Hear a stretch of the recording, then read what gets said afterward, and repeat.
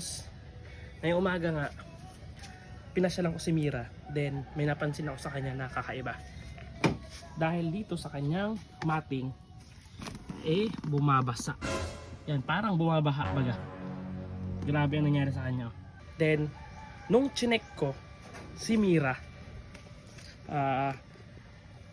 may nakapagsabi sa akin, What? yung dating binila namin ito, ang sabi niya is, baka daw barado yung drainage ng aircon. Then, yan, tinanggal ko na yan. Diyan, tinanggal ko na yung taklob yun. Andyan na siya. And then, may nakita tayong kakaiba. Yung kanyang, wait lang, tanggal ito yung cellphone dito sa ating yan. Parang itong host pala na to, yung host na yan, is dapat dito sa, mayroon siya, yun. Ito, lagi dapat yan siya dapat. Kita nyo ba? Diyan dapat siya nakalagay sa host na yan.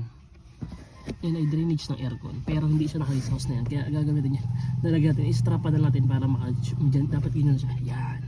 At naka-strap. Hindi siya pumupunta sa ilalim. Dito siya pumupunta sa mata niya. Kaya alam natin yun ang sa'yo. Hindi natin siya na-strap.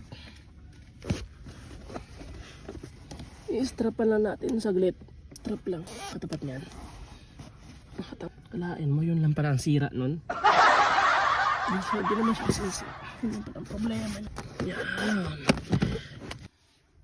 Tanggal na.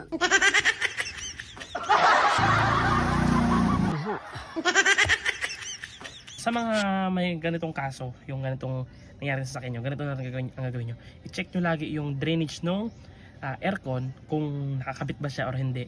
Hanggang dito lang tayo mga boss. Ride safe tayong lahat. Ingat.